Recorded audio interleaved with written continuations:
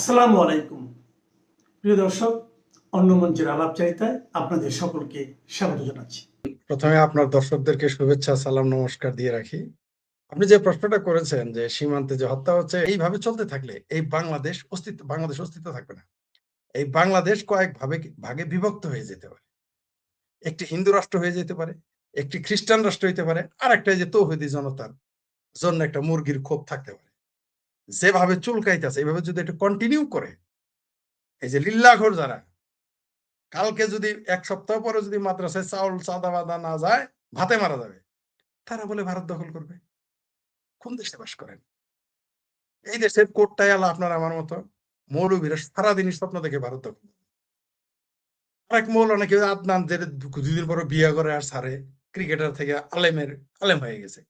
আগে শুনছি আলেম হয় মাদ্রাসা থেকে, কিন্তু ক্রিকেটের মাঠ থেকে আলেম জন্ম হয়। সে কি বলেছে জানেন? যে সেও তো অখণ্ড ভারত চায়, ওটা ইসলামী অখণ্ড ভারত বানাবে। এগুলো বলে, সে প্রকাশ্যে বলে। আজকে আবার ওই যে মাওলানা মামুনুল হক বলছে জিহাদ করবে ভারতের বিরুদ্ধে, খেলাফতের মজলিস বলে খেলাফত, আবার নির্বাচন করে গণতন্ত্রে। খেলাফত আর গণতন্ত্রে হইল ঠাট্টা করার কি করার মিনিমাম একটা সীমা থাকা উচিত। আজকে জামাতে বলে তারা নাকি গণতন্ত্রের জন্য সবকিছু করে, ঠিক কমিউনিস্টদের মতো। তাদের কমিউনিস্টদের স্লোগান হলো সমাজতন্ত্রের, তাদের ম্যানিফেস্টোতে। জামাতের হলো ইসলামী আইন, হেফাজতে ইসলাম আর ওই তথাকথিত খেলাফতের মধ্যে খেলাফত। কিন্তু এরা গণতন্ত্রের কথা বলে, মানে যারা দুনিয়াতে খেলাফত কায়েম করতে চায়, কেউ দুনিয়াতে ইসলাম কায়েম করতে চায়, কেউ দুনিয়াতে সমাজতন্ত্র কায়েম করতে চায়, কিন্তু গণতন্ত্রের জন্য নাকি তারা জান দেয়। হাসবো না কাঁদবো বুঝতে পারি না। ঠিক আপনি যে প্রশ্নটা করলেন সীমান্তে, আবার আমি সেই প্রশ্নে ফিরে আসি, শেষ করে অনেকক্ষণ হয়ে গেল। সেটা হলো যে আপনি সীমান্তে যায়েন না, ভারতের এত দায় ভরে নাই। আপনি কি ওখানে ফিক্সড ডিপোজিট দিয়ে আসছেন যে আপনি ধরে জেলখানায় বসে বসে খাওয়াবে? এত ঠেকা তো পড়ে নাই ভারতের। আপনি তো ডিপোজিট দিয়ে আসেন নাই। আপনি ডিপোজিট দিয়ে আসেন যে ভাই আমরা এরকম 100 কোটি টাকা দিলাম, বাংলাদেশ থেকে যখন চোরাকার বাড়ি যাবে এত ধরে নিয়ে জেলখানা আলাদা রেখে জেলখানা একটা বানায় দেন। পশ্চিমবঙ্গে বাংলাদেশি চোরাকার একটা জেলখানা বানায় দেন, দেখেন ভারতেরটা যদি মানাইতে পারেন। তাছাড়া তো আমি আর কোনো উপায় দেখি নাই ফয়সালা। তাই এটার আমার বক্তব্য হচ্ছে আপনি ওইখানে যান না।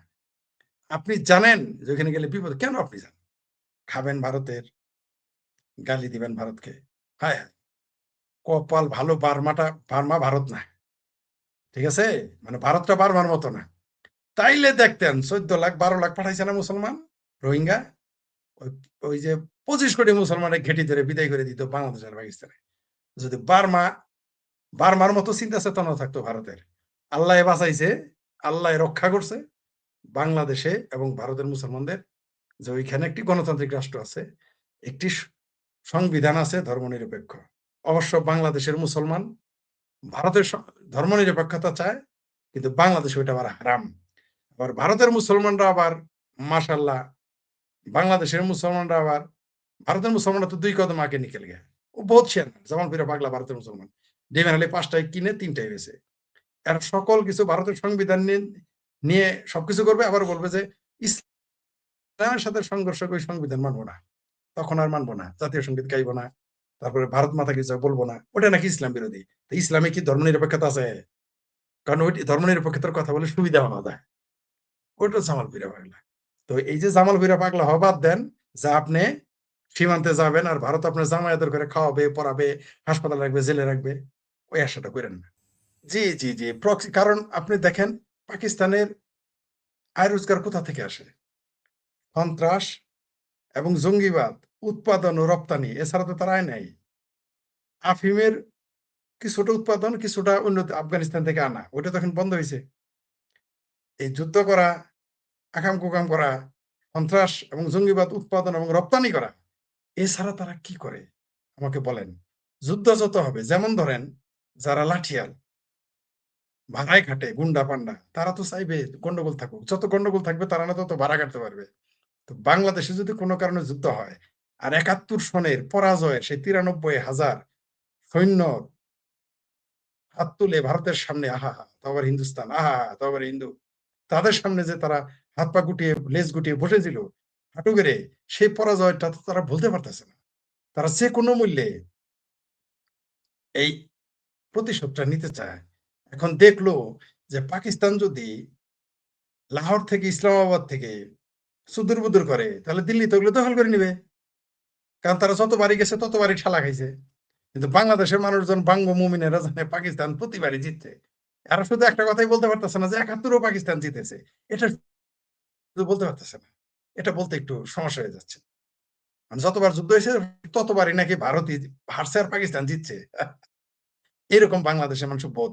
বাংলাদেশের মানুষের এই বোধ তো সেইরকম যে যারা বলে ১৩ বছরের নজরুলের জন্যই নাকি, যখন নজরুলের বয়স ১৩ নাকি ১২ তখন নোবেল প্রাইজ পান। বলে যে নজরুলের নোবেল প্রাইজ পাইতে দেয় নাই। রবীন্দ্রনাথ ওটা চুরি করে নিছে। এরকম বোধ সম্পন্ন লোক তো এরা।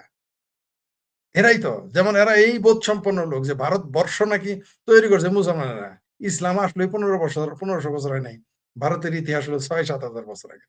ভারতবর্ষ নাকি তৈরি করছে মুসলমান। এগুলো বলে বিশ্ববিদ্যালয়ের ছাত্র। তো তাদের আপনি এই সমস্ত মগজ, এই জজবা বাংলাদেশে রাতারাতি ব্যাঙের ছাতার মতো যে মাদ্রাসা বানাইছে কেমনি, আপনি কি মনে করছেন এমনি বানিয়েছে? যুদ্ধ করে তো পারবে না ভারতের সাথে। সৈনিক দিয়ে যুদ্ধ করে পাকিস্তান কোনো কালেই ভারতের সাথে পারবে না। পারেও নাই। এদের কি করবে? এই যে মাদ্রাসার জঙ্গি পয়দা করবে এবং করেছে অলরেডি। এখন এগুলোতে ভারতের সাথে এইখানে এই পূর্ব পাকিস্তানে পূব দিকে ভারতকে বিধি রেখে তারা কাশ্মীরটা দখলে নিতে চায়। পাকিস্তানের স্বপ্ন। কিন্তু জানে না সেই ৬০ দশকে যে ভুলটা করেছিল পাকিস্তান, আবারও সেই ভুল করতেছে। ৬০ দশকে তারা নাগাল্যান্ড এবং মিজোরামে তারা ভারত বিরোধীদের অস্ত্র, টাকা, পয়সা, ট্রেনিং দিয়ে সহযোগিতা করেছিল। এখানে ব্যস্ত রেখেছিল ভারতকে নর্থ ইস্টে, যাতে সেই কাশ্মীর দখল করতে পারে। কিন্তু কি হয়েছে ফলাফল? ১০ বছরের মধ্যেই বাংলাদেশ নামে একটা দেশ হয়ে গেছে, পাকিস্তান ভেঙে, পূর্ব পাকিস্তান ভেঙে। এইবারও মাশাআল্লাহ তাই ঘটবে। কিন্তু এইবার তার লাভ হইল, এইবার গতবার সে সহযোগী পায় নাই। রাজাকার আল-বদর যা পাইছিল ৩০-৩৫%। এবার যদি ভারতের সাথে যদি যুদ্ধ লাগানো যায়, তাহলে তো ৯০% ভারতের বিরুদ্ধে জেহাদে যাবে। সওয়াবের আশায় চেলচালায় বেহেশতে চলে যাবে। তখন মনে করবে যে মাদ্রাসার পোলাপান পড়াই কি হবো? ওইগুলো পড়াইলে তো হাফেজ কবে হবো? তারপরে বেহেশতে যামু যতই বলাৎকার করুক। কবে বলাৎকার করবো, কবে বড় হবো, কবে হাফেজ হবো, তারপরে বেহেশতে যাবে। কিন্তু এইখানে ভারতের সাথে মরলেই বেহেশত। চেলচালায়। এই জজবা তো দিয়ে দিছে মাথায়। সোভিয়েত ইউনিয়নের বিরুদ্ধে যেভাবে লাগিয়েছিল এখানেও তাই করবে। ফলাফল কি হবে?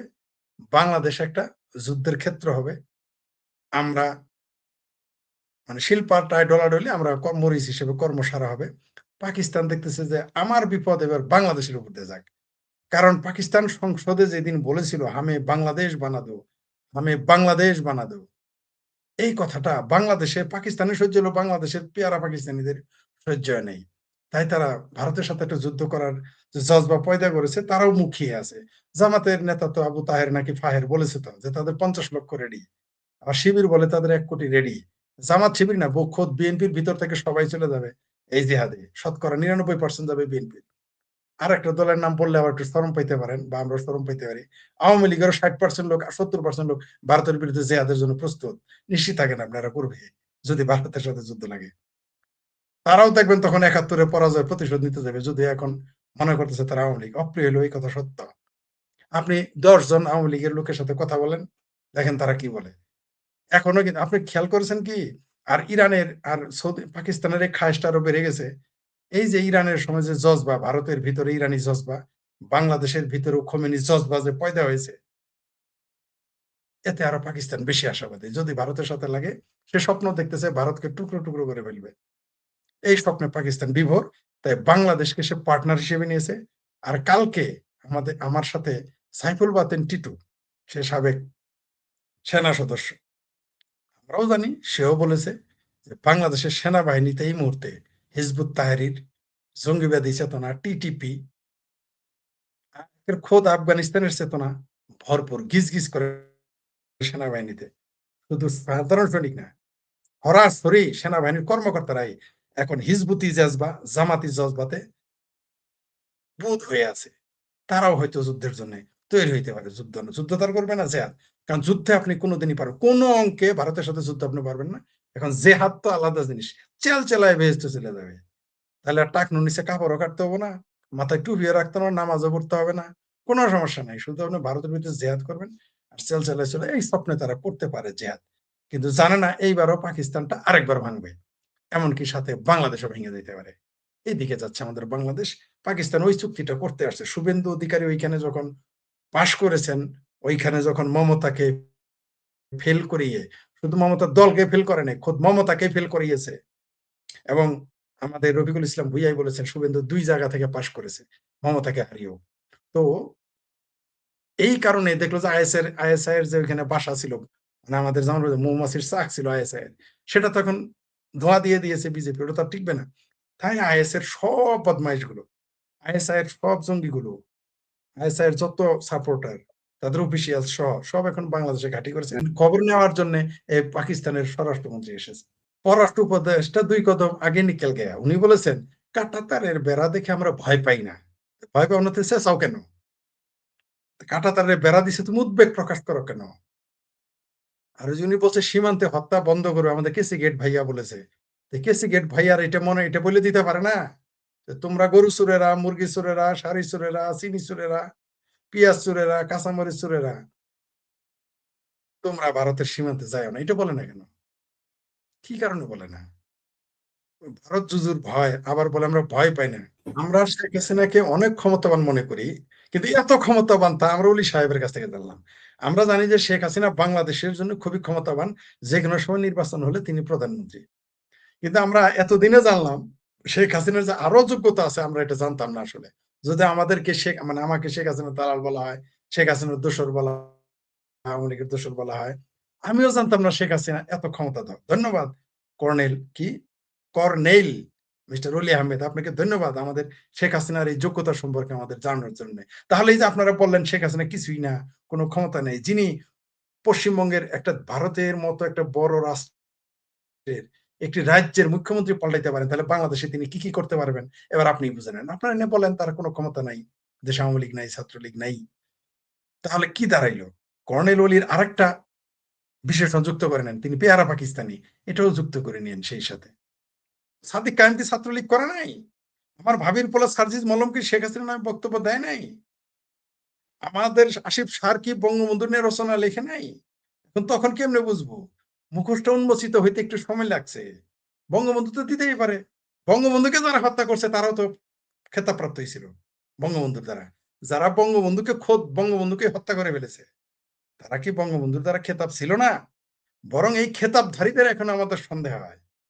আমরা কি মেজর আখতারুজ্জামান, এখন তো তাকে মেথর আখতারুজ্জামান বলতে হবে, মেজর আখতারুজ্জামান কি জামাতে যোগ দেয় নাই বিএনপির চেয়ারপারসন উপদেষ্টা হয়ে? তিনি কি একজন মহান মুক্তিযোদ্ধা হয়ে সেই পায় না জামাতে যোগ দেন নাই? আপনি অনুপ্রবেশকারী কেন বলবো না? পুরস্কার তো দিতেই পারে। আপনি মুস্তাক কি বঙ্গবন্ধুর সহকারী ছিল না? তার রানিং মেট ছিল না? সে মুস্তাকি তো বঙ্গবন্ধুকে হত্যা করেছে। তাই পদ হইলেই, মুক্তিযোদ্ধা হইলেই, ডক্টর হুমায়ুন আজাদ স্যার এই জন্য বলে গেছেন, ডক্টর হুমায়ুন আজাদ বাংলাদেশের রাজনীতিতে, সাহিত্যে প্রাসঙ্গিক থাকবেনই। সেটা মানবাধিকার বলেন, গণতন্ত্র বলেন, নারীর অধিকার বলেন, আর মুক্তিযুদ্ধ বলেন, তিনি প্রাসঙ্গিক থাকবেনই। আর মুক্ত চিন্তা বলেন, তিনি বলেছেন রাজাকার আজীবন রাজাকার, মুক্তিযোদ্ধা আজীবন মুক্তিযোদ্ধা নাও থাকতে পারে। সার্টিফিকেট হলেই তো হবে না। ৭১ একটা চেতনার নাম। আপনি যদি সেটা মুক্তিযুদ্ধ করে, মুক্তিযোদ্ধা হয়ে ধারণ না করেন, তাহলে আপনাকে আমি কেন মুক্তিযুদ্ধ বলবো? আপনি তো সেটা ধারণ করেন না। আপনি আওয়ামী লীগ করেন, কিন্তু আপনি আওয়ামী লীগের স্যার মূলনীতি মানেন না। আপনি তো আওয়ামী লীগ না। হতে পারে না আপনার সাইনবোর্ডে আওয়ামী লীগ থাকতে পারে। আওয়ামী লীগে কি এমন লোক নাই যারা আওয়ামী লীগের স্যার মূলনীতি মানে না? আওয়ামী লীগের মধ্যে কি এমন ব্যক্তি নাই যারা ধর্মনিরপেক্ষতা মানে না? আওয়ামী লীগের স্যার মূলনীতি তো সমাজতন্ত্র, আওয়ামী লীগের অনেক লোক মানে না। এমনকি আওয়ামী লীগের ভিতরে যে গণতন্ত্র আছে, আওয়ামী লীগের কিছু কিছু মানুষ তা মানে না। এমনকি আওয়ামী লীগের ভিতরেও কিছু কিছু মানুষ যারা বাঙালি জাতীয়তাবাদ মানে না। তাহলে আপনি তাকে কিভাবে আওয়ামী লীগ বলবেন? আওয়ামী লীগের পদ থাকতে পারে তার, কি করবো আমি? আমি আওয়ামী লীগের পদধারী লোকদের চিনি যারা বলে যে শরিয়া আইন চাই। আওয়ামী লীগের মধ্যে হিজবুত তাহরীরের লোক আছে, খুঁজলে পাওয়া যাবে। সেনাবাহিনীতে যদি হিজবুত তাহরীরের লোক থাকে, আওয়ামী লীগে থাকতে পারে না? পুলিশে যদি হিজবুত তাহরীরের লোক থাকে, আওয়ামী লীগে থাকতে পারে না? বিএনপিতে তো আছেই। বিএনপি এখন বলবেন তাহলে কি বিএনপি নাই? বিএনপি নাম বলো না কেন? এটা বলতে পারে কেউ আমারে? আরে ভাই, বিএনপিতে তো গিজ করে হিজবুত তাহরীর জামাতে। বিএনপি বলতে তো এখন কিছু নাই। বিএনপির 80% তরুণ, ছাত্র দল করা, যুব দল করা 80% হুবহু জামাতের ফিলোসফি ফলো করে। জিয়ার ফিলোসফিতে তারা নাই। তারা গণতন্ত্রই জনগণ সকল ক্ষমতার উৎস, বিএনপির 80% লোক বিশ্বাস করে না, বলে এটা কুফরি। এই চেতনা কিভাবে গেছে? জামাতের কাছ থেকে। আওয়ামী লীগের 80% লোক ধর্মনিরপেক্ষতা মানে না। অপ্রিয় হলো এই কথা সত্য। আমি জানি আজকে থেকে আমার ফলোয়ার আরো 5,000 10,000 আওয়ামী লীগের কমে যাবে। তেহরানের ইরানের এই খোমেনিকে কসাই বলার কারণে আমার 5,000 ফলোয়ার চলে গেছিল। আজকে এই কথা বলার জন্য 10,000 চলে যাবে। কিন্তু ঘটনা তো সত্যি, আওয়ামী লীগের ভোট নেন আপনি। আওয়ামী লীগের ভিতরে আপনার যারা পরিচয় আছে, আওয়ামী লীগের ধর্মনিরপেক্ষতা মানে না তারা। আর যারা মানে তাদের মধ্যে আবার দেখবেন আকাইয়া বাকাইয়া ধর্মনিরপেক্ষতার ব্যাখ্যা ভিন্ন দিকে নেবে। আর আওয়ামী লীগের 90% মানুষ জানেই না যে আওয়ামী লীগের মধ্যে সমাজতন্ত্র আছে মূলনীতিতে। 90% আওয়ামী লীগের জানে না। এখন যদি বলেন যে তারা পদে আছে, আমরা তো আওয়ামী লীগ করি না। বিষয়টা এরকম, যেটা উদাহরণ দিলেন যে কর্নেল ওলি আহমেদ তো যুদ্ধ করেছে, এটা বাই চান্স মুক্তিযোদ্ধা। কিসের মুক্তিযোদ্ধা? বাই চান্স মুক্তিযোদ্ধা। খোদ জিয়াউর রহমান বাই চান্স মুক্তিযোদ্ধা। আমার ভাষা না এটা, এটা অলি আহমেদ বলেছেন। কারণ তাকে মুক্তিযুদ্ধে এনেছেন কর্নেল অলি। কিন্তু শেখ হাসিনা কিন্তু এখন আওয়ামী লীগেরা বলতেছে শেখ মুজিব নয়, বঙ্গবন্ধু নয়, জিয়াই স্বপ্নদ্রষ্টা স্বাধীনতার। আরে ভাই, 26শে মার্চের 25শে মার্চের জিয়াউর রহমান স্বাধীনতা নিয়ে চিন্তা করে নাই। সাক্ষীকে এখনো জীবিত কর্নেল অলি আহমেদ।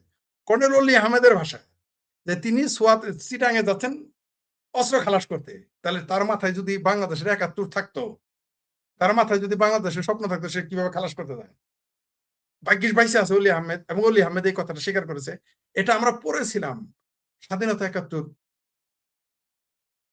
বঙ্গবীর কাদের সিদ্দিকীর বইতে। সেটা এতদিন পরে অলি আহমেদ স্বীকার করেছে। এমনকি জামাত তো মাঝে মধ্যে কয় যে স্বাধীনতার ঘোষক অলি আহমেদ বলে ফেলছে। তো তো আপনি কোন দিকে যাবেন? তো এরা তো বাই চান্স মুক্তিযোদ্ধা। বাই চান্স মুক্তিযোদ্ধা না হলে এটা কি করে হয়? বীর বিক্রম মেজর হাফিজ কিভাবে সাকা চৌধুরীর মতো কুখ্যাত স্বাধীনতা বিরোধী যুদ্ধাপরাধীকে শোক প্রস্তাব আনে, সাইদির শোক প্রস্তাব আনে, নিজামীর শোক প্রস্তাব আনে, কাদের মোল্লার শোক প্রস্তাব আনে, গোলাম আজম শোক প্রস্তাব আনে। সেই মেজর বীর বিক্রমকে আপনি বীর বিক্রম আমি বলতে পারি? সম্ভব না। তার কাজে তো তা বলতেছে না। আপনি বলতেছেন আমার সন্তান যদি আপনারে বাপ ডাকে, আমার সন্তান যদি হুমায়ুন সাহেব ভুইয়া সাহেবকে বাপ ডাকে, তখন পোলা হইলো কেমনে? হবে না তো। আমাকেই আমার পোলার বাপ ডাকতে হবে। আপনি বলতেছেন একদিকে মুক্তিযুদ্ধ আবার মেজর। এই জন্যই আমি মোল্লা আর মিলিটারি যখনই মুক্তিযোদ্ধা বলে আমি শতভাগ তাদের সন্দেহ করি। শতভাগ, 99 শতভাগ। এই যে দেখেন বীর বিক্রম। আমি শেখ ফরিদ তো মুক্তিযোদ্ধা না, আমাদের পরিবারও মুক্তিযোদ্ধা নাই। আমাকে যদি বলে যে তোরে ফাঁসির দড়িতে ঝোলাবো, তুই স্বাধীনতা বিরোধীদের শোক প্রস্তাবে ইয়েস বল, হ্যাঁ বল, শোক প্রস্তাব আন। আমি ফাঁসিতে ঝুলবো, ওদের পক্ষে তো বলবো না। আমি সেই বঙ্গবীর কাদের সিদ্দিকের কথাতেই বিশ্বাস করি, স্বাধীনতা বিরোধী জামাত আলবদলের সাথে বেহেশতেও যাবো না। যদি বেহেশত থাকে সেইখানেও যাবো না। আর উনি তো ইফতারি চলে গেছেন, আমি তার কথাতে আমল করি। আমি তার কথাতে আমল করি। ৭১-এর কর্নেল অলি, ৭১-এর মেজর আখতারুজ্জামান, তাদেরকে আমি ফলো করি।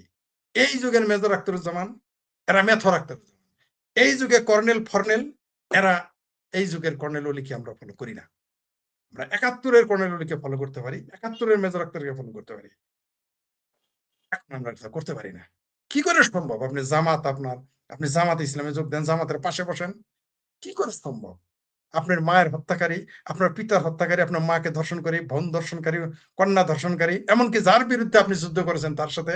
আবার কেউ কেউ উদাহরণ দেয়, কয় জাপান আর আমেরিকা কি যুদ্ধ করে নাই? আমরা কি, তারা কি এক হয় নাই? তাহলে ভারতের সাথে পীড়িতের বেলায় এত ব্যথা কেন তোমার?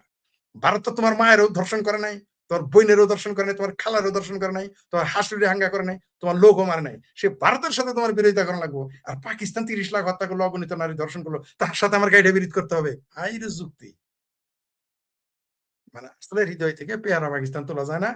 বঙ্গবন্ধু এবং ভারত অযাচিত হয়ে, মানে মানে অনিচ্ছাকৃত জাতিকে স্বাধীনতা দিয়েছে। তার জন্য আজকে আমাদের এই দশা। পৃথিবীতে কোন দেশে স্বাধীনতা বিরোধীরা রাজনীতি করতে পারছে? একটা দেশের নাম বলেন। পৃথিবীর কোন দেশে দেশ বিরোধীরা সরকারি চাকরি পাইছে? একটা দেশের নাম বলেন। এটা বাংলাদেশ আর ভারত ছাড়া সম্ভব না। আর পৃথিবীতে চান্স পায় নাই। চীনে সব পালায় চলে গেছিল। আর যেগুলো ছিল ধরে মেরে ফেলছে। আপনি দেখেন তো পৃথিবীর একটা দেশ, পাকিস্তানে কোনো পাকিস্তানি বিরোধী লোক আছে? একটা। আপনি খুঁজে পাবেন না। একজনও না। সব স্বাধীনতা বিরোধী, ভারত বিরোধী পাবেন কোটি কোটি কোটি কোটি, এমনকি হিন্দু পাবেন কোটি কোটি, হিন্দু পাবেন ভারত বিরোধী, মুসলমান তো পরের কথা, ওটা হিসাবে আমি আনলাম না।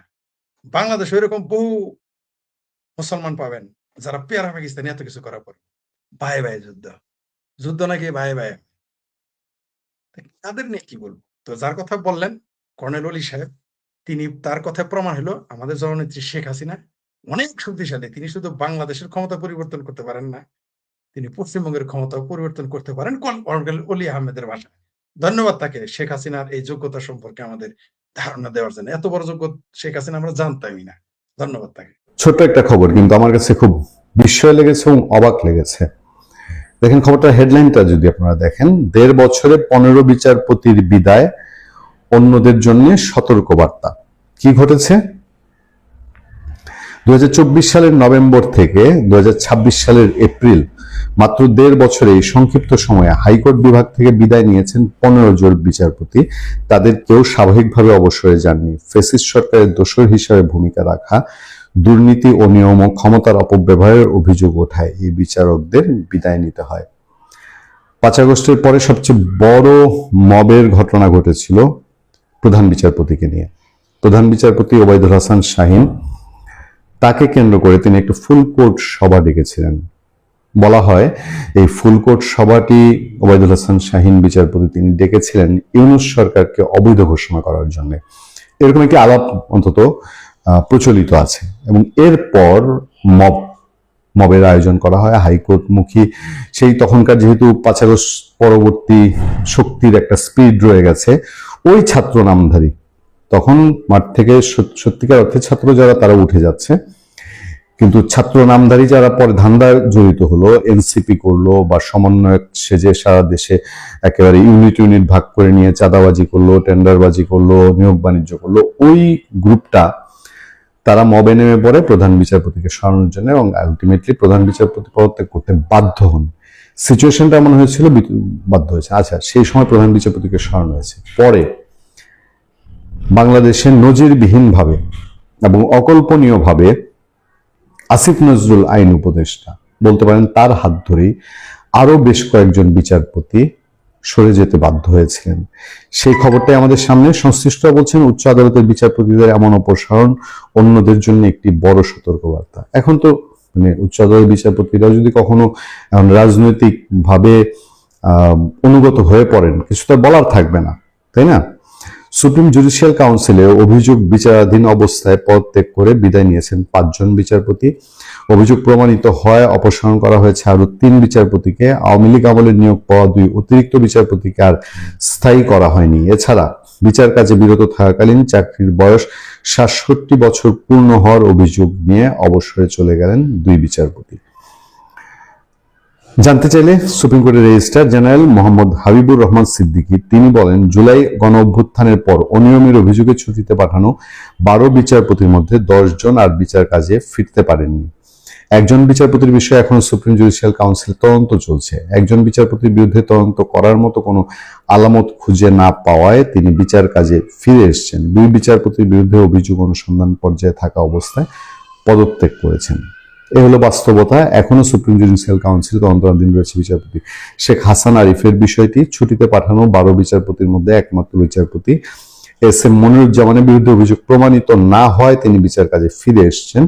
বিচারপতি মামুনুর রহমান ও বিচারপতি রেজাউল হাসান সুপ্রিম জুডিশিয়াল কাউন্সিলে অনিয়মের অভিযোগ অনুসন্ধানে থাকা অবস্থায় পদত্যাগ করেন।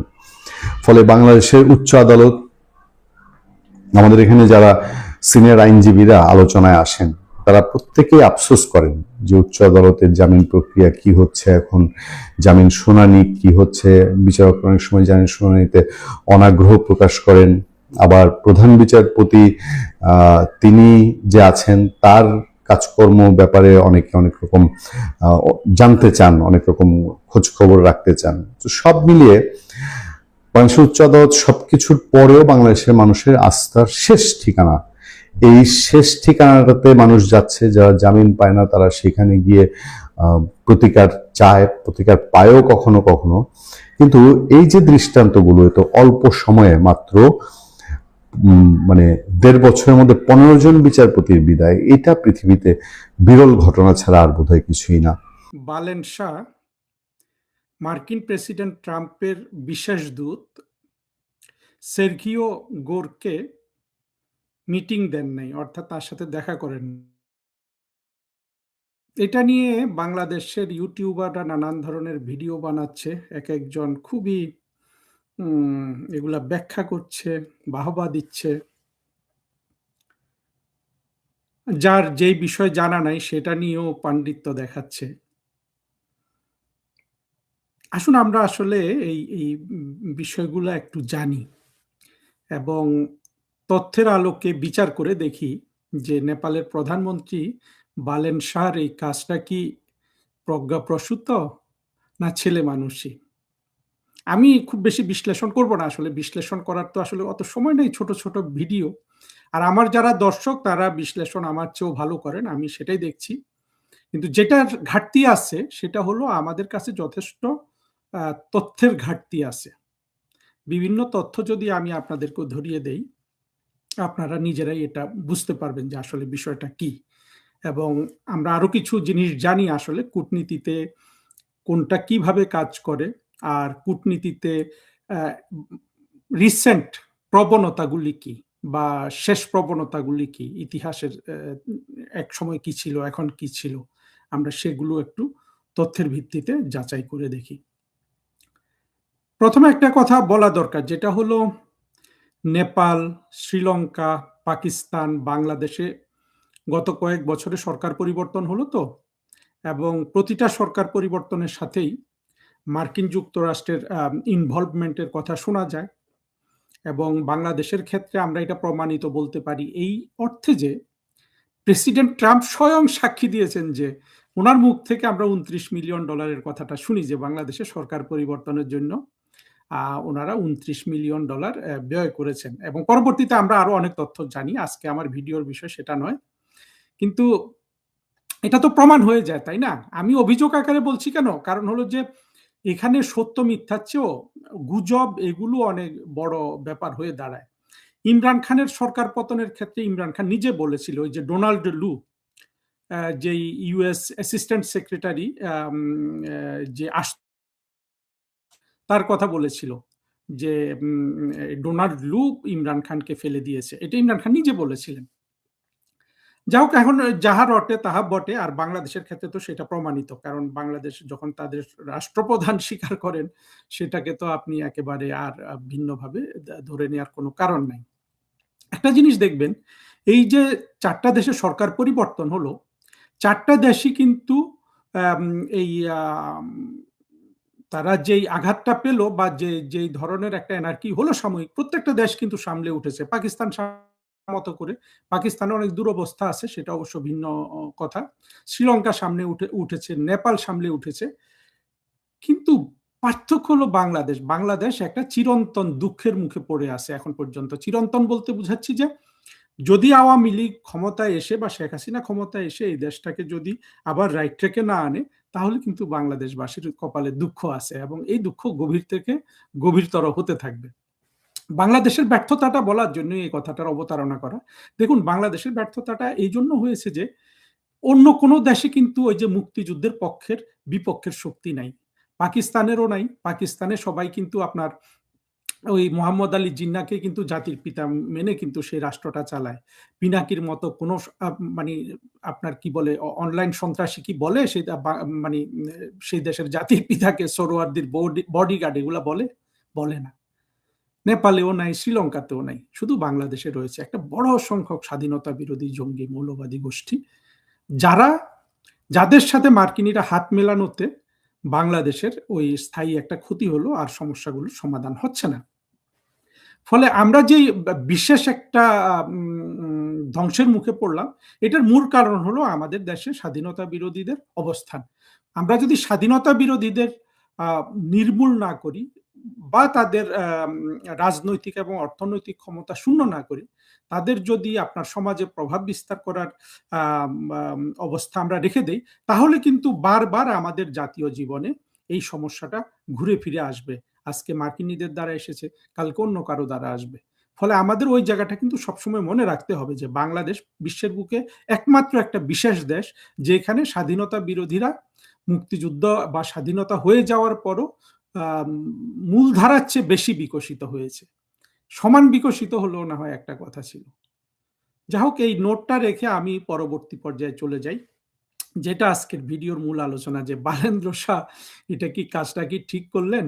অবশ্য বালেন্দ্র শাহ নেপালের সরকারি কাগজপত্র বা যেটা জানা গেল, আমি যেটা দেখলাম যে বালেন্দ্র শাহ থেকে একটা ব্যাখ্যা দেওয়া হয়েছে মার্কিন যুক্তরাষ্ট্রের যে প্রেসিডেন্টের বিশেষ দূতের সাথে দেখা না দেওয়ার, যে উনি অনেক ব্যস্ত বলা হয়েছে। আবার বলা হয়েছে যে কয়েকটা কারণ, দুটো আমার কাছে গুরুত্বপূর্ণ মনে হয়েছে। আরেকটা হলো যে উনি ভারত, চীন, মার্কিন যুক্তরাষ্ট্রের সাথে সমান দূরত্ব বজায় রাখতে চান।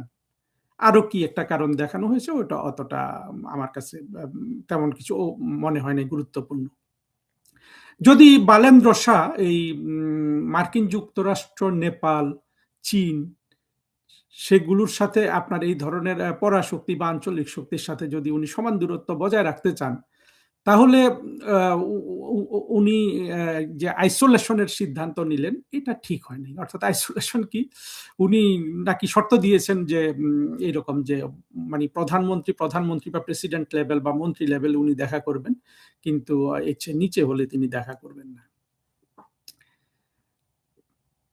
তো এটা আমার মনে হলো যে বালেন্দ্র শাহ এটা যেভাবে স্টান্ট তৈরি করেছে, এটা ওনার তরফ থেকে আমি একজন প্রধানমন্ত্রীকে অসম্মান করে কথা বলতে চাই না। প্রধানমন্ত্রী রিলেটিভলি ইয়াং, 36 বছর বয়স। আবার যাকে উনি দেখা দেননি তার বয়স হলো 40। সের্গিও গোর, যিনি প্রেসিডেন্ট ট্রাম্পের বিশেষ দূত হলো for south Asia and central Asia. এটা একটা বড় গুরুত্ব দিয়েছে তাকে, এই ব্যক্তিকে।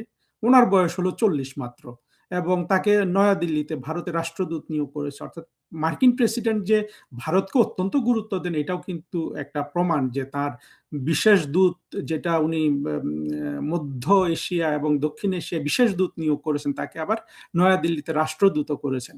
এটা সিদ্ধান্ত হিসাবেও ভালো। আবার বলবো যে ব্যক্তিটা তো অত্যন্ত গুরুত্বপূর্ণ। তো সেখানে বালেন্দ্র শাহ যদি দেখা না করেন, তো উনি যদি প্রেসিডেন্ট ট্রাম্পের জন্য অপেক্ষা করেন, তাহলে ওনার যদি ওই নীতি থেকেও থাকে যে উনি, হ্যাঁ, অনেক সময় নীতিটা সরাসরি বলা যায় না, সেটা একটা জিনিস, এবং অনেক সময় বলতে না পারার কারণেও দেখা হয় না। কিন্তু এই ক্ষেত্রে আমার এটা মনে হয় নাই। আমার যেটা মনে হয়েছে, বালেন্দ্র শাহ একটা স্ট্যান্ড ক্রিয়েট করতে চাইছিলেন, যেটা আমরা বালেন্দ্র শাহকে আমরা কি জেএনজি প্রতিনিধি ধরবো কিনা জানি না। নেপালের বিষয় তো আমরা বাংলাদেশের সাথে মিলাতে পারবো না। বাংলাদেশের জঙ্গিগুলোকে আপনারা দেখেন নাই? ওই যে নাহিদ, সার্জিস, কিছুদিন আগে হাসনাত আবদুল্লাহ ভারতের 7 সিস্টার্স নিয়ে নিবে। জঙ্গিদের ইয়েটাই হলো যে স্টান্ট ক্রিয়েট করা, এবং জঙ্গিরা যখন এই ধরনের আপনার হঠকারী কথাবার্তা বলে, আবার জঙ্গি সমর্থক যেসব মানুষের চিন্তা ভাবনা সেভাবে বিকশিত হয় নাই, তারা কিন্তু আবার অত্যন্ত খুশি হয়। এখন বালেন্দ্র শাহ কি সেই জন্য তার দেশের জনগণকে এইভাবে খুশি করার জন্য বলেছেন কিনা জানি না। নেপালের জনগণ কতটা খুশি হয়েছে সেটা এখানে ইম্পর্টেন্ট না। ইম্পর্টেন্ট হলো বাংলাদেশের মানুষ অত্যন্ত খুশি যে বালেন্দ্র শাহ নামে একজন এসছে। প্রথম কথা হলো কূটনীতিতে দেখা সাক্ষাৎ হওয়াটাই হলো কূটনীতি, এবং দেখা না করাটা কোনোভাবেই কূটনীতির অংশ না। আর এখানে একটা কথা চলে আসে যে প্রটোকল, যেটা ওই যে বলা হয়েছে বালেন্দ্র শাহ থেকে 3টা কারণের মধ্যে যে একটা দেখানো হয়েছে যে উনি ওই রকম ওনার সমপর্যায়ের না হলে দেখা করবেন না। এটাও কিন্তু অনেক ধরনের বিচার বিবেচনা আছে এখানে। প্রটোকলটা কি? প্রটোকলের আসলে আমরা সাধারণ মানুষ যে মিনিংটা জানি সেটা হলো যে প্রটোকল হলো যে এইখানে যেটা আর কি, এইখানে মিনিংটা হলো যে আমরা যে ওয়ারেন্ট অফ প্রেসিডেন্স একটা কথা শুনি না, যে ধরেন এক জায়গায় 10 জন বসবে, 10 জনের মধ্যে 1 নম্বর চেয়ারে কে বসবে, 2 নম্বর চেয়ারে কে বসবে, এটা একটা ওয়ারেন্ট অফ প্রেসিডেন্স প্রটোকলের দায়িত্বে থাকে। আর একটা হলো যে বিভিন্ন আপনার সুযোগ সুবিধা কে কি পায়। আমরা বলি না যে প্রোটোকল দিয়ে নিয়ে গেছে, প্রোটোকল দিয়ে নিয়ে গেছে। অর্থাৎ তাকে একটা গাড়ি দিয়ে নিয়ে গেছে, গাড়ি দিলে এটা প্রোটোকল দেওয়া হয়েছে। প্রোটোকল কথাটা আমাদের ভার্নাকুলারে কিংবা আমাদের দেশে খুব প্রচলিত। প্রোটোকল দেয়, প্রোটোকল দেয়। প্রোটোকলের অনেক শাখা আছে, বিশেষ করে যে কোনো দেশের পররাষ্ট্র মন্ত্রণালয় বহুমুখী কাজ করে প্রোটোকলের। আমরা এখানে যেটা দেখলাম যে সেটা হলো, একটা হলো যে ওই কার চেয়ারটা আগে যাবে বা কার গাড়িটা সামনে লাগবে সেটা, আর একটা হলো যে কে কি পান না পান সেটার বেসিসে, মানে সেটা অর্থাৎ পাওয়ার অধিকার এবং বসার অধিকার, এই দুটাকে আমরা যে প্রোটোকল শব্দটা বলি বারবার, সেটার মানে দাঁড়ায় আর কি। সেখানে দেখেন এখানে অনেক ধরনের বিষয় আছে, গুরুত্ব আছে। তবে আমি যেটা দেখেছি অভিজ্ঞতা থেকে, সেটা হলো একটা রাষ্ট্র যত গরিব হয় সেই রাষ্ট্রটা তার প্রোটোকল সম্পর্কে ততটা সচেতন। এটার পজিটিভ এবং নেগেটিভ দিক দুটোই আছে। আপনার যদি ইনফেরিয়রিটি কমপ্লেক্সিটি থেকে আপনি সচেতন, সেটা কিন্তু সচেতনতা নয়, সেটা হলো অবচেতনতা। এটা মূলত কমপ্লেক্সিটিতে থাকে, তারা এটি খুব প্রোটোকলটাকে খুব গুরুত্ব মনে করে। যেমন আমি দেখি যে আমরা বাংলাদেশের মানুষ এটা নিয়ে খুবই, বিশেষ করে আমাদের ফরেন মিনিস্ট্রির হুজুররাও এটা নিয়ে অত্যন্ত চিন্তিত থাকে। তারপরে ভারতও কিন্তু খুবই সেন্সিটিভ প্রোটোকল বলতে আর কি। আর অন্যান্য দরিদ্র দেশগুলো তো এটা থাকেই। সাধারণত যে দেশ যতটা উদার মানে উন্নত হয়, তার মধ্যে এই সচেতনতা কম দেখা যায়। সেটা তাদের তরফ থেকে এটা হতে পারে যে আমি তো অনেক বড় হয়ে গেছি, আমি এসব ছোটখাটো বিষয় নিয়ে মাথা ঘামিয়ে কি হবে, সেটাও একটা হতে পারে। আবার আপনি মনে করেন যে প্রোটোকলের, আচ্ছা ওই পয়েন্টটা যেটা মাথায় আসছে সেটা পরে বলি। এটার একটা প্রমাণ হিসাবে আপনি দেখেন যে আপনি দেখবেন ইসরায়েলের প্রধানমন্ত্রী সবসময়, যদি আপনার আমেরিকা থেকে পররাষ্ট্রমন্ত্রী আসে, সে কিন্তু তার সাথে বসে পাশাপাশি কিন্তু সাংবাদিক সম্মেলন করে, কিংবা ইউরোপের থেকেও যদি গুরুত্বপূর্ণ কেউ আসে তারা করে। কিন্তু তারা কিন্তু বসে নাই যে আমার প্রেসিডেন্ট ট্রাম্প আসতে হবে। নেতানিয়াহু কিন্তু সেটার জন্য বসে থাকেন না। নেতানিয়াহু অত্যন্ত জনপ্রিয় মানুষ। এই উদাহরণটা মানে এখানে হয়তো সাজুজ্যপূর্ণ না, কিন্তু আপনাদেরকে মানে আমি বোঝাবো কিভাবে। অর্থাৎ নেতানিয়াহু ছাড়া তো অন্যান্য দেশের মানে উদাহরণ দিলে, এখন যদি সুইজারল্যান্ডের উদাহরণ দিই হবে, সুইজারল্যান্ডের প্রধানমন্ত্রীকে তো আমরা কেউ চিনি না। সেই জন্য আসলে উদাহরণটা দেয়া যে মানে দরিদ্ররা প্রোটোকল সচেতন এবং ধনীরা প্রোটোকল নিয়ে অত বেশি মাথা ঘামান না। এই উদাহরণটা দেওয়ার জন্য আমি ইসরায়েলের উদাহরণ এনেছি। আপনি যদি সুইডেনে যান কিংবা সুইজারল্যান্ডে যান, এইসব দেশেও দেখবেন যে একই সত্য বিরাজমান আছে। আর প্রোটোকলে অনেক কিছু থাকতে পারে, যেটা হলো যে আপনার সাধারণত এটা হতে পারে যে প্রতিবেশী দেশের জন্য বিশেষ আয়োজন থাকতে পারে। তারপরে আপনার সুপার পাওয়ারের জন্য বিশেষ আয়োজন থাকতে পারে, আবার সেটা কিন্তু আপনি উল্লেখ করতে পারবেন না। সুপার পাওয়ার কিন্তু আবার ডিপ্লোমেসিতে, অর্থাৎ প্রোটোকলে এক্সিস্ট করে না, কিন্তু আপনাকে এগুলো তো বাস্তবতা মানতে হয়।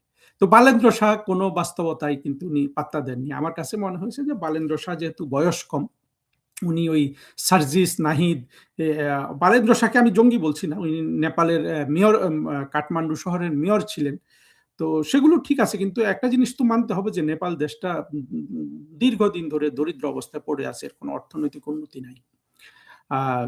সেক্ষেত্রে যেটা আমার কাছে মনে হয়েছে যে বালেন্দ্র শাহ, উনি নাকি আবার ভারতের পররাষ্ট্র সচিব বিক্রম মিশ্রির সাথেও দেখা করতে অস্বীকার করেছেন। তো এগুলো তো আমাদের অন্তত ইন্ডিয়ান সাবকন্টিনেন্টে না, সারা পৃথিবীতে দেখা যায় যে প্রতিবেশী দেশের সাথে একটা ভিন্ন ধরনের আপনার প্রোটোকল মেনটেন করা হয়, তো কোনোটাই রক্ষিত হয় নাই। তো আমার মনে হয়েছে যে ইয়াং ম্যানদের যে কালচার চলছে বর্তমানে, এবং এটা তো আমাদের বাংলাদেশে তো একেবারে এটা একটা র্যাবিড, কি বলবো, যে একটা ভাইরাস জনিত রোগ হয়ে গেছে, যে আত্মঘাতী জঙ্গিগুলা বাংলাদেশে যেইভাবে আপনার মানে এদের এক একজনের ফ্যান ফলোয়ার, তারপরে এরা একটা ফেসবুক পোস্ট দিলে সাথে সাথে 50,000 রিয়াকশন পায়, 5 লাখ ভিউ হয়। এগুলো তো আমাদের জন্য আশঙ্কার বিষয় হতো না যদি এই জেনজি জাতীয় প্রজাতিটি যদি আপনার সত্যিকার অর্থে মেধার বিকাশে, বুদ্ধির বিকাশে, শিক্ষার বিকাশে আলোকিত মানুষ হতো। সেটা তো আমরা দেখি না। সারা বিশ্বে তরুণদেরকে আপনার এক্সপ্লয়েট করা হয়, এই নাহিদ, সার্জিস, হাসনাত আব্দুল্লাহ, এরা তো এক একটা মেধাবী ছেলে।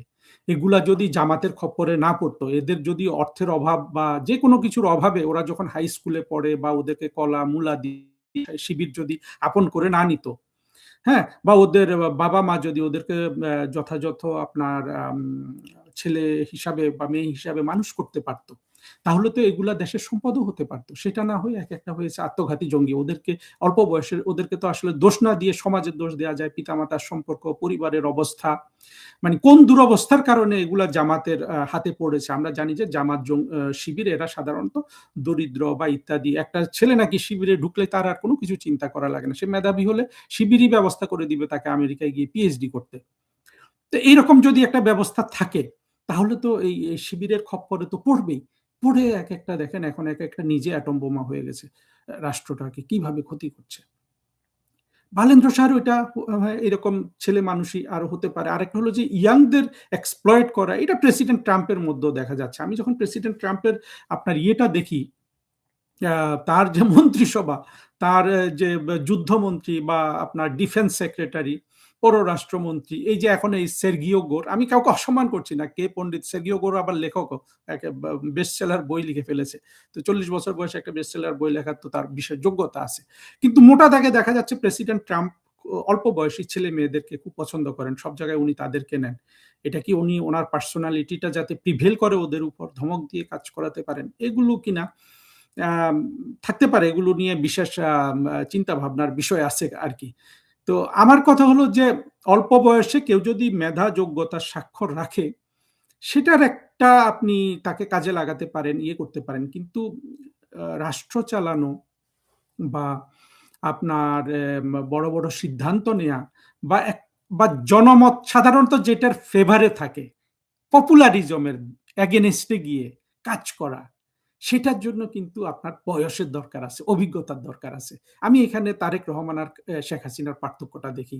কিংবা আপনার শেখ হাসিনা, আমরা তো অনেক গতকালই আমি শেখ হাসিনার কূটনীতি নিয়ে একটা ভিডিও করেছি, আপনারা কেউ কেউ হয়তো দেখেছেন।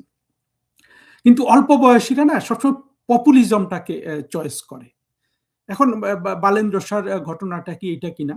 তবে শেখ হাসিনার কথা যখন আসলে আরেকটা কথা বলে রাখি, আমরা এটাও জানি, বাংলাদেশেও খবর এসেছে যে শেখ হাসিনা এই ডোনাল্ড লু বা এই জাতীয় বা ওই যে তখন মার্কিন যুক্তরাষ্ট্রের যেসব রাষ্ট্রদূত বাংলাদেশে ছিল, তাদের সাথে উনি দেখা করেন। এগুলো নিয়ে এত খবর হয় নাই। বালেন্দ্র শাহ যেভাবে পুরো সাবকন্টিনেন্টে একেবারে হেডলাইন করে ফেলেছেন, এইরকম হয় নাই।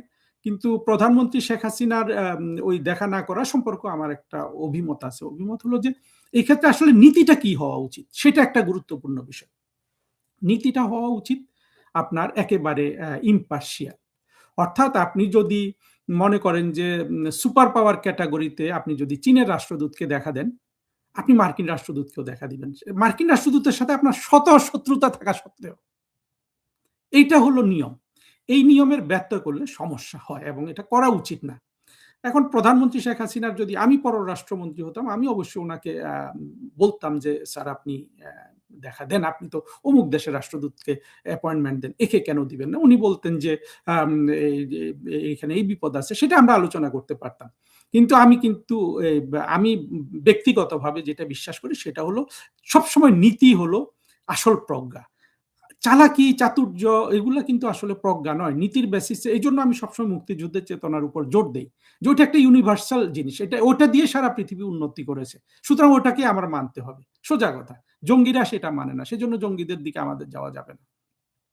আবার কিছুদিন আগে আমরা মোমেন সাহেব, প্রধানমন্ত্রী শেখ হাসিনার পররাষ্ট্রমন্ত্রী, উনি একটা ভিডিও করেছেন ইউএসএ কোনো জঙ্গির সাথে ইন্টারভিউ দিয়ে। আমি বলবো যে ওনার এই ধরনের কথাবার্তা বলা ঠিক হয় নাই।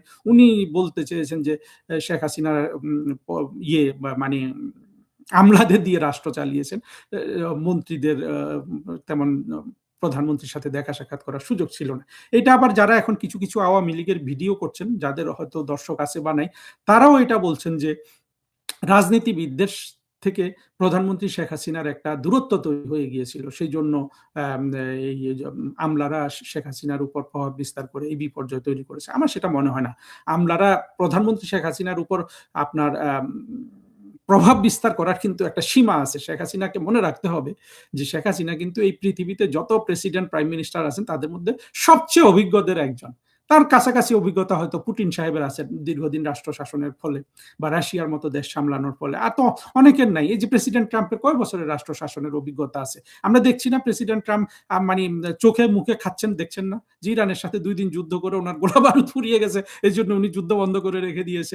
এগুলো আমরা দেখছি না। তো সেখানে যদি তিনি যদি ভালো ভালো উপদেষ্টা রাখতেন, এরকম অল্প বয়সী ছেলে মেয়েদের যদি উপদেষ্টা না বানাতেন, ভিন্ন কিছু তো হতেও পারতো। রাষ্ট্রপতি হিসাবে তিনি তো শুধু সারা পৃথিবীতে ইমেজ ক্ষুণ্ণ করেছেন তা না ট্রাম্প সাহেব, তাই না? নিজের দেশের কাছেও তো উনি ইমেজ ক্ষুণ্ণ করেছেন। তারপরে আমি ওইটাতেই আসবো যে যেই কথাটা বলছিলাম যে ওই যে শেখ হাসিনার সাথে মন্ত্রী এমপিরা দেখা করতে পারে না, এই মন্ত্রীগুলার কি কোনো দায় নাই এখানে? তারা মন্ত্রী থাকেন কেন? আমি যদি ধরেন আমি প্রধানমন্ত্রী শেখ হাসিনার কোনো বিষয়ক মন্ত্রী আছে, আমার সাথে যদি ওনার 1 সপ্তাহ মনোমালিন্য থাকে, আমি মন্ত্রী থাকবো। হ্যাঁ, একটা বেয়াদবি হয়ে গেছে, উনি যদি ওইটা 6 মাস যদি মনোমালিন্য থাকে, আমি কোনো মতেই প্রধানমন্ত্রী আমার উপর তুষ্ট হচ্ছেন না, আমি কিন্তু ভাই মন্ত্রী থাকবো না, আমি মন্ত্রিত্বের পদ ছেড়ে দিব। এটাই আমার নীতি। সেইখানে আমার কি ক্ষতি হইলো না হলো এটাও আমি দেখবো না। আর মন্ত্রিত্ব করা, আমি যদি ফাংশনই করতে না পারি, প্রধানমন্ত্রীর সাথে সুসম্পর্ক না থাকলে, আমি সেই মন্ত্রিত্ব করব না।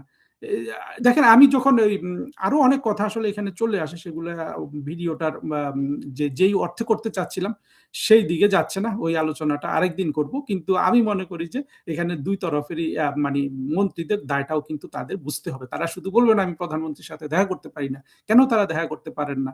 এটা কি সব মন্ত্রীর সাথে ছিল না কিছু মন্ত্রীর সাথে? এগুলো জেনে শুনে আসলে বিচার মানে অনেক বুঝে শুনে আর কি কথাগুলো বাইরে প্রকাশ করা উচিত। আপনি বলতে পারেন আমি কেন করছি? আমি করছি নীতির বেসিসে। মানে একজন মন্ত্রীর কি নীতি থাকা উচিত সেটা বোঝানোর জন্য আমার দর্শকদের। কারণ আমরা তো বিশ্বাস করি, এবং যেটা সত্য, যে অচিরেই ভবিষ্যতে মুক্তিযুদ্ধের পক্ষের শক্তি প্রধানমন্ত্রী শেখ হাসিনার নেতৃত্বে গঠিত হবে। সেখানে তো অনেকে মন্ত্রী হবেন, তাই না? তাদেরকে তো কিছু নীতি যদি আমরা শিখাতে পারি, তাদের যদি কিছু পার্সোনালিটির উন্নতি করতে পারি, তাদের যদি কিছু বিচার বুদ্ধি খুলে দিতে পারি আমাদের কথার মাধ্যমে, সেই সুযোগ আমরা ছাড়বো কেন? তো যেখানে ছিলাম সেখানেই আসি। ওই যে বালেন্দ্র শাহ যে ওই প্রেসিডেন্ট ট্রাম্পের বিশেষ দূতের সাথে দেখা করলেন না, সেটা আসলে একেবারে খুবই এটা নিয়ে মানে আনন্দ করার, বা সেটাকে একেবারে বাহবা দেওয়ার, ইউটিউবে ভিডিও করে মানুষকে বিভ্রান্ত করার আগে অনেক কিছু আসলে চিন্তা করা দরকার। আমরা কূটনীতিতে অনেক ধরনের বালখিল্য আচরণ দেখেছি। একটা বিখ্যাত বালখিল্য আচরণ দিয়ে আজকের ভিডিওটা শেষ করব। আপনারা নিশ্চয়ই একটা ভিডিও দেখেছেন, যারা না দেখেন দেখবেন, এটা ইউটিউবে নিশ্চয়ই পাওয়া যায়। আমাদের মুক্তিযুদ্ধ চলাকালীন ভুট্টো ছিল পশ্চিম পাকিস্তানের পররাষ্ট্রমন্ত্রী বা বিশেষ দূত, যাই হোক, সে জাতিসংঘে গিয়ে একটা ভাষণ, মানে যেদিন ওই যে একটা স্পেশাল রেজুলেশন হবে, যুদ্ধ থামবে কি থামবে না, সেটাতে গিয়ে সে বক্তৃতা দিয়ে কিছুক্ষণ পরে দেখলো যে না, তার কাজ হবে না। সে ওই টেবিলে বসে কাগজগুলা ছিঁড়ে ফেলছে, মানে বক্তৃতার কাগজটা ছিঁড়ে সে বের হয়ে আসে। আর সারা পাকিস্তান বাহ দিয়ে ভুট্টোকে পরে মানে বহু কিছু দিয়েছে। এবং কথাটা কেন বললাম, আমি কূটনীতিতে যত ইম্যাচিওর ঘটনা দেখেছি, এই ভুট্টোর এই আহাম্মকির মতো আহাম্মকি আমি আর কল্পনা করতে পারি না। সে যেভাবে কাগজ ছিল, কিন্তু আহাম্মকিতে কিন্তু তার লাভ হয়েছে ডোমেস্টিক্যালি। তার হাতে কিন্তু ক্ষমতা দিয়ে ইয়াহিয়া খান পরে সরে পড়ছে। লাভ হলে সেটা ঠিক আছে, স্টান্ট করে সে একটা জায়গায় নিজে ইডিওসিনক্রেসি ক্রিয়েট করে, অর্থাৎ এক জায়গায় মানে নিজেকে হাস্যাস্পদ করে সে লাভ করেছে, সেটা ডোমেস্টিক কনসামশনের জন্য হতে পারে। কিন্তু আমরা এখানে কূটনীতির কথা আলোচনা করছি। কূটনীতিতে এমন ইম্যাচিওর কাজ আর আমি পৃথিবীতে দেখি নাই। এখন বলতে পারেন ভুট্টো তো চাতুর্য করে জিতে গেছে, না, জিতেনি। ভুট্টো যে একটা আহাম্মক, এটা তো পরবর্তীতে প্রমাণিত হয়েছে। ভুট্টোকে অনেকে অনেক বুদ্ধিমান ইত্যাদি ইত্যাদি বলে, কিন্তু আমি কিন্তু এই লোকের আচার আচরণের কোনো ইয়ে দেখি না, এগুলো চমক দেয়া দেখি। ওই যে আমাদের কোনো একটা মন্ত্রী দেখবেন যে একবার মোটরসাইকেলের পেছনে চড়ে বসছিল, যে কোনো একটা মিটিং এ যাবে, বাসের থেকে নেমে। এগুলা হলো যে ছেলে মানুষই। এই ভুট্টো, এদের বয়সও কিন্তু কম ছিল। ভুট্টো তো যখন মারা যায় বয়সই বা কত কম ছিল। অল্প বয়সে কোনো ধরনের ছেলে মানুষই কিন্তু আমি শুধু একটা মানুষের মধ্যে পাইনি, সেটা হলো বঙ্গবন্ধু শেখ মুজিবুর রহমান। আজকে তো বঙ্গবন্ধু নিয়ে আলোচনা, না, সেই দিকে যাই না। এই ভুট্টো দেখেন, পরবর্তীতে যখন পাকিস্তানের প্রেসিডেন্ট হলো ইয়াহিয়া খানের পরে, তার ইয়ে ছিল এই জেনারেল জিয়াউল হক। জেনারেল জিয়াউল হককে কি অন্য মানুষদের সামনে বলতো যে আমার মাঙ্কি জেনারেল, আর জিয়াউল হক কাঁচু মাচু করে আপনার ইয়ে থাকতো, মানে খুবই সম্মান করতো ভুট্টোকে। কিন্তু চান্স পেয়ে প্রথম সুযোগে কিন্তু ভুট্টোকে ঝুলিয়ে দিছে, ভুট্টোকে একটা খুনের অভিযোগে ঝুলিয়ে দিছে, এবং অভিযোগটা অত্যন্ত হাস্যকর লাগে আর কি, ওটা যদি ভেতরে আপনি যান। কিন্তু প্রতিশোধ নিয়েছে ওই যে মাঙ্কি জেনারেল বলার জন্য বা যা কিছু বলার জন্য। জেনারেল সেই নিয়োগ করেছিল মনে হয় অনেক সিনিয়রিটি টিনিয়ারিং গিয়ে ভুট্টো, কিন্তু ভুট্টো যদি মানে মানুষ হিসাবে প্রজ্ঞাবান হিসাবে সে যদি গড়ে উঠতো, সেই ইউএনএ ওই কাগজ ছিঁড়ে, পাকিস্তানেরও তো আমি বারবার বলি আপনারা খেয়াল করবেন, ওই যে 90% গরু ছাগল আছে, আমাদের দেশে যেমন 100%ই আমরা গরু ছাগল, ওই যে হাসনাত, তারপরে নাহিদ, এসব আত্মঘাতী জঙ্গিরা কিছু বললে পিনাকি চিৎকার করে উঠলো, একেবারে রাষ্ট্রনায়কের বক্তৃতা দিচ্ছে আর সারা বাংলাদেশ ইমপ্রেসড হয়ে যাচ্ছে। এটা তো পাকিস্তানেরও জনগণ, ওদেরকে সে আপনার ইমপ্রেসড করেছে, কিন্তু করে সে প্রেসিডেন্টও হয়েছে, কিন্তু জীবনটা রক্ষা করতে পারলো না। যদি সে প্রজ্ঞাবান মানুষ হতো সে হয়তো প্রেসিডেন্ট হতো না, সে 70 বছর 80 বছর হয়তো বেঁচে থাকতো। হ্যাঁ, ওই জায়গায় কিন্তু তার বড় ক্ষতি হয়ে গেছে। এখন এটা তার ক্ষতি নাকি সে 55-56 বছর বয়সে ফাঁসির দড়িতে লটকে নিজেকে হিরো দেখছে, সেটা তার বিষয়। আমার দৃষ্টিতে এটা হলো প্রজ্ঞাহীনতার পরিচয়। অর্থাৎ মানুষকে, আমি যেটা বিশ্বাস করি সেটা হলো যে প্রজ্ঞা একটা বড় জিনিস, সেই প্রজ্ঞা নিয়ে বড় হতে হয়, এবং প্রজ্ঞা নিয়ে বড় হলে আপনার স্টান্ট করে আপনি অনেক কিছু করতে পারবেন, কিন্তু কোনো না কোনো এক জায়গায় গিয়ে বড় ধরনের ধরা খাবেন। সেটাই হয়েছে ভুট্টোর ক্ষেত্রে। আবার অর্থাৎ ওই যে জেনারেল জিয়াউল হক, আবার যেটা জেনারেল জিয়াউল হক যেটা করেছে ভুট্টোকে, কিন্তু আবার বিপরীত চিত্রও আছে। যেমন আমরা ওয়াকারকে দেখি, ওয়াকার কি করেছে, ওয়াকার তো ছোটবেলা থেকে একটা জঙ্গি, শয়নে স্বপনে সে কিভাবে আপনার বঙ্গবন্ধুর পরিবারে বিয়ে করলো, তারপর কি আচরণটা সে করলো, এটা আমার আরো বিভিন্ন জায়গায় মনে হয়েছে যে মানে ওয়াকারকে দেখে এখন এটা বোঝা যায় আর কি। আমি বিভিন্ন দেশে কূটনৈতিক দায়িত্ব পালন করতে গিয়ে আমি দেখেছি যে মানে ডিপ্লোম্যাটরা এক একটা দেশের মানে ভিআইপি এরিয়াগুলাতে যেই প্রিভিলেজ নিয়ে ঢুকে যায়, অর্থাৎ যে কম, এখন তো অনেক হয়, আগে কম হতো, মানে একেবারে তাদের সাথে অস্ত্র শস্ত্র কিছু আছে কিনা এগুলা ছাড়া যেভাবে ঢুকে যায়, আমার তখন এইরকম, আমার মেক্সিকোতে চাকরি করতে গিয়ে আমার মনে হলো, আমি এক জায়গায় যেভাবে ঢুকে গেলাম, প্রেসিডেন্টের সামনে গিয়ে চলে গেলাম, আমার মনে হলো এই যে পাকিস্তানে আসে না জৈশে মোহাম্মদ কিংবা ওই যে আপনার আল কায়েদা বা ওর যে, এরা যদি চেষ্টা করে 20 বছর ধরে সাধনা করে, তখন এরা যদি আপনার এরকম ফরেন সার্ভিসে ঢুকিয়ে দিল, তাকে দিয়ে মদ খাওয়াইলো, শুকরও খাওয়াইলো, এখন তো শুকরও মোল্লাদের কাছে হালাল, তাই না? ওই ইউনুস দিলে হালাল, আমরা দিলে হারাম, এই আর কি। তো এইরকম করে সে ডিপ্লোম্যাট করে দিল, তারপরে সে তাকে হোয়াইট হাউসে ঢুকাই দিল। অস্ত্র তো দিতে হবে না, অস্ত্র তো ভালোভাবে চেক করে, লোহা টোহা থাকলে ধরা পড়ে। সে ধরেন ভালো কুংফু কারাটে জানে, তো সে শক্তিশালী হলে তো সে ট্রাম্পকে মেরে ফেলতে পারবে। মানে যদি দীর্ঘমেয়াদে এই চেষ্টাটা করে যে মানে সন্ত্রাসী দলগুলা যদি যুক্তরাষ্ট্রের একটা প্রেসিডেন্টকে মেরে ফেলতে পারে, চিন্তা করেন আল কায়দা, জৈশে মোহাম্মদ কিংবা এনসিপি, এদের বিশাল একটা ইয়ে হবে না, যে মানে বিশাল একটা সারা বিশ্বে ভাবা পড়ে যাবে না গরু ছাগল হাঁস মুরগির মধ্য থেকে?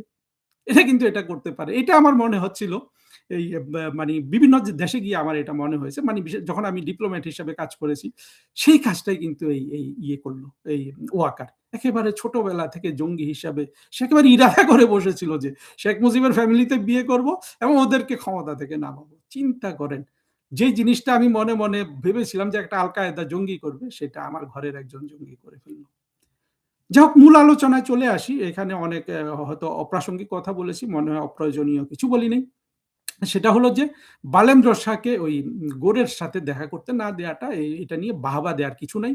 আমি মনে করি যে বালেন্দ্র শাহর যেসব স্বীকৃত নীতি উনি আমি পড়লাম, সেটা যদি হয় যে উনি প্রত্যেক সুপার পাওয়ারের সাথে সমান দূরত্ব বজায় রেখে কাজ করেন, তাদের গরু ছাগল আন্ডা বাচ্চা সবার সাথে কথা বলে, সরাসরি না বললেও সেইভাবে তার মানে বুঝিয়ে দেওয়া দরকার বিভিন্নভাবে, তাই না? কিন্তু কোনো কিছু আন্তরিকতা ছাড়া হয় না। আপনার ওই আন্তরিকভাবে কথা বলায় যেই উপকার হয়, সেটাই যে দেখা না করা, ইয়ে না করা, সেটা ক্ষতিকারক হয়। এবং এই জন্য আমি ওই প্রধানমন্ত্রী শেখ হাসিনার ওই জিনিসটা একটা আপনার ফ্ল্যাগ করলাম।